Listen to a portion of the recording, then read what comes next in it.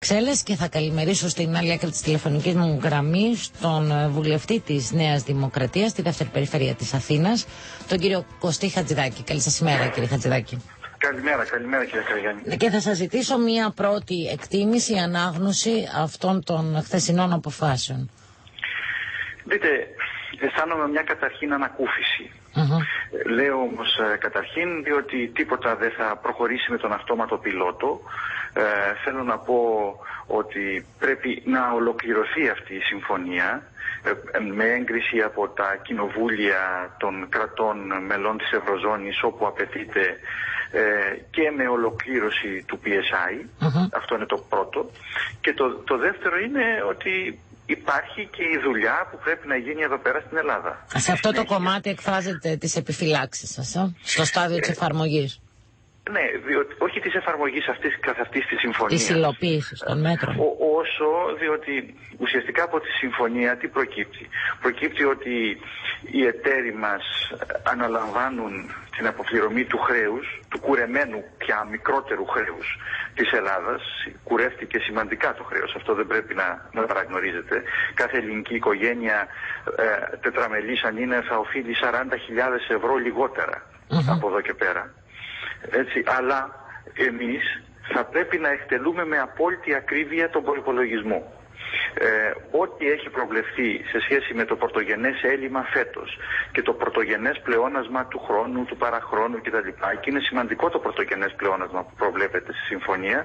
Πρέπει να εκτελείται με την ακρίβεια, να καταλήγουμε να καταλήγουμε στο στόχο χωρίς παρεκκλήσεις, διότι από εκεί και πέρα, εάν δεν συμβαίνει αυτό, θα χρειάζονται πρόσθετα μέτρα. Ναι. Τι θέλω να πω με αυτόν τον τρόπο, με αυτά που λέω.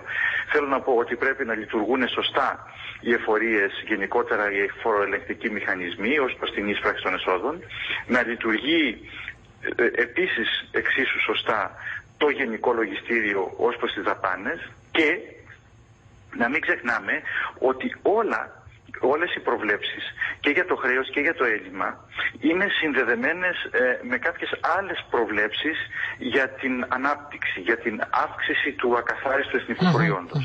Από το τέλος του 2013 το πρόγραμμα προβλέπει ότι θα μπούμε σε αναπτυξιακούς ρυθμούς. Εάν δεν μπούμε, σημαίνει ότι το πρόγραμμα θα βρίσκεται στον αέρα. Και άρα σημαίνει ότι κάτι δεν έχουμε κάνει σωστά, έτσι δεν είναι? Ναι. Γιατί θα έλεγα ότι, αν μου επιτρέπετε κύριε Χατζηδάκη, πέρα από τις εφορίες στο Γενικό Λογιστήριο, έχω την εντύπωση ότι μετά από όλα αυτά που έχουν γίνει το τελευταίο διάστημα χρειάζεται μια αναπροσαρμογή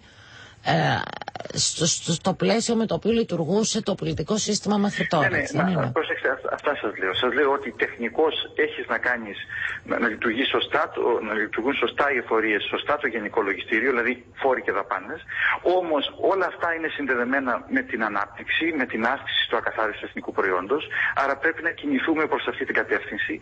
Αλλά δεν θα κινηθούμε με προσευχές προς αυτή την κατεύθυνση. Επειδή θα έρθουν κάποιοι καλοί άνθρωποι και θα είναι υπέρ της ανάπτυξης.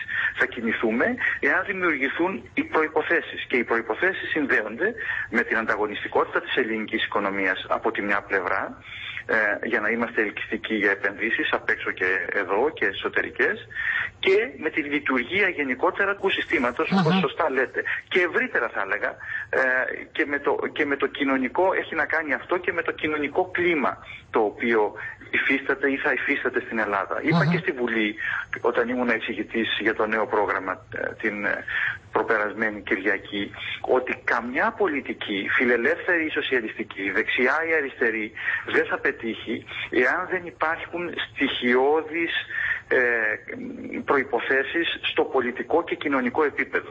Πολιτική σταθερότητα και κοινωνική γαλήνη. Διότι είναι σαν να μιλάμε για τον πρώτο όροφο ενός σπιτιού όταν δεν έχουμε το ισόγειο. Σωστά.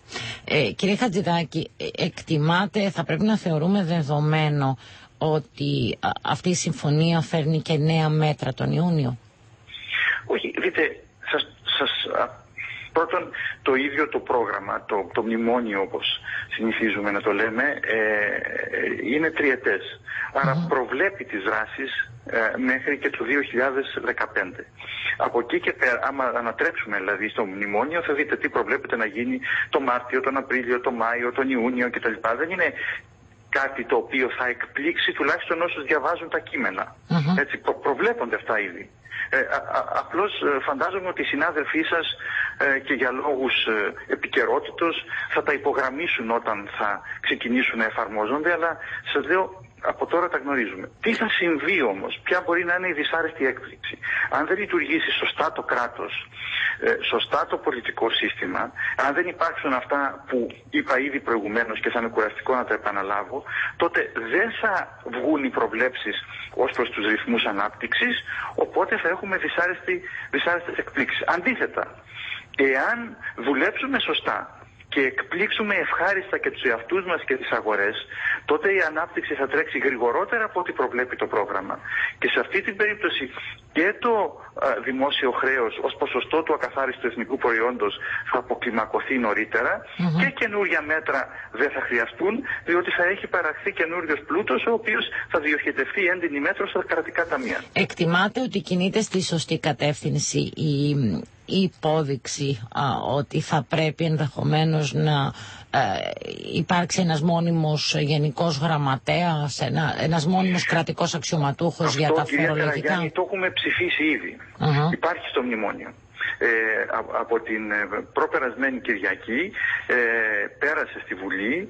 Δεν ξέρω αν θα έρθει καμιά διάταξη που θα εξειδικεύει αυτή την πρόβλεψη. Προφανώς θα πρέπει να εξειδικεύει. Προβλέπεται ήδη ότι υπάρχει δέσμευση της ελληνικής πολιτείας ότι θα διοριστεί ένας γενικός γραμματέας φορολογικών και τελωνιακών υποθέσεων, ο οποίος θα έχει αρμοδιότητες σχεδόν υπουργού, ο οποίος θα προέρχεται από τον ιδιωτικό τομέα και ο οποίος θα είναι ευρύτερης αποδοχής, μπορεί ας πούμε να έχει ίσως και κάποια χαρακτηριστικά μονιμότητας.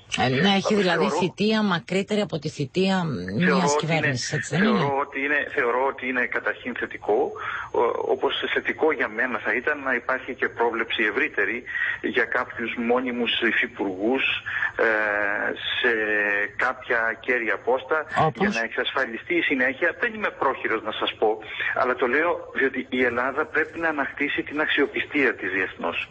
Είναι κομβική σημασία. Δεν το λέω γιατί ακούγεται ωραίο. Το λέω διότι και εσείς είπατε προηγουμένως για το τηλεγράφημα του Bloomberg που αμφισβητεί την αξιοπιστία της χώρας. Άρα η χώρα θα πρέπει να κάνει παραπάνω μεταρρυθμίσεις από αυτές που έχουμε υποσχεθεί. Θα πρέπει να δείξουμε την αποφασιστικότητά μας, να σώσουμε τη χώρα και να προχωρήσουμε μπροστά.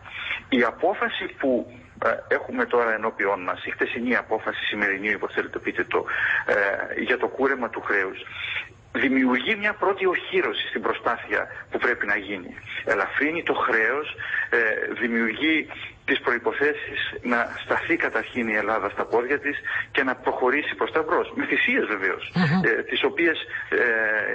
τις οποίες ψηφίσαμε πριν από μερικές μέρες στη Βουλή. Αλλά έχουμε μπροστά μας ένα ανηφορικό μονοπάτι να ανέβουμε για να φτάσουμε στην κορφή του βουνού. Και πρέπει να αποφασίσουμε να το ανέβουμε ενωμένοι, σοβαροί, αξιόπιστοι, διότι είναι, πώς να σας πω, υποχρέωσή μας απέναντι στους εαυτούς μας και απέναντι στις νεότερες γενιές. Μπορούμε να τα καταφέρουμε, δεν μπορούμε να βλέπουμε μόνο ως πρόκληση τους Ολυμπιακούς Αγώνες, που ήταν κάτι σημαντικό, αλλά εν πάση περιπτώσει ήταν ένα διεθνές αθλητικό γεγονός, και να μην βλέπουμε ως μεγάλη πρόκληση, αλλά μόνο ως συμφορά την ανάγκη να κάνουμε αυτά που πρέπει για να σωθεί η χώρα.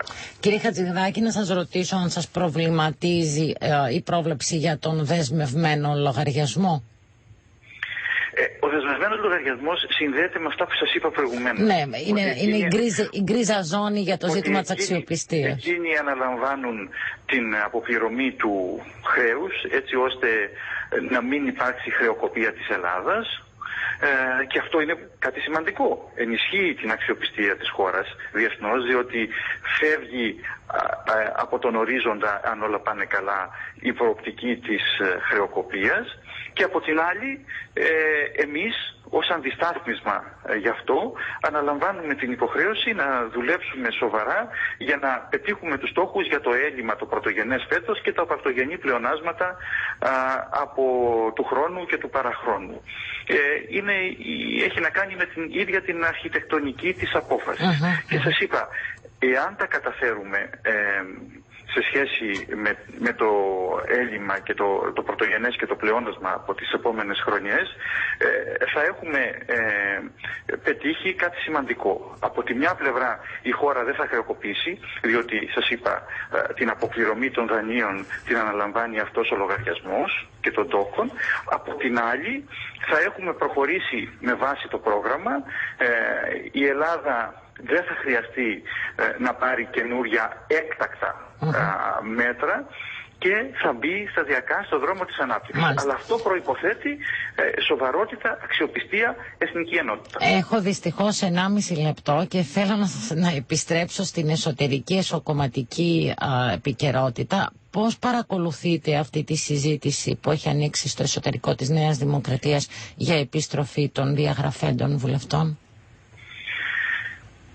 Δεν έχω ασχοληθεί ιδιαίτερα, διότι ξέρετε, και λόγω της θητείας μου στην Ευρωβουλή και λόγω του ότι είχα ασχοληθεί αυτές τις μέρες με το μνημόνιο, είχα και έχω επικεντρωθεί σε όλα αυτά που κουβεντιάζαμε μέχρι τώρα και τα οποία τα θεωρώ κομβικής σημασίας, διότι ξέρετε, αν δεν υπάρχει η Ελλάδα δεν υπάρχουν και κόμματα. Σωστό.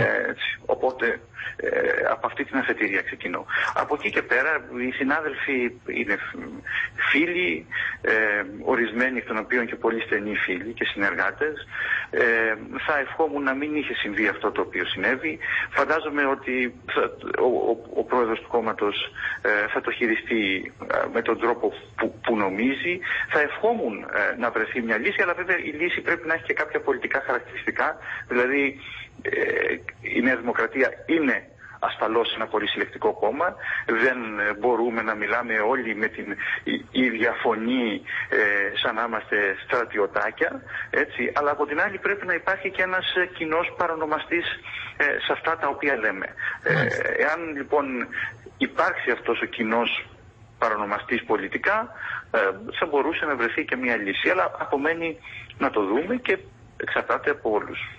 Ευχαριστώ πάρα πολύ, κύριε Χατζηδάκη. Να είστε καλά. Να είστε καλά. Να είστε καλά.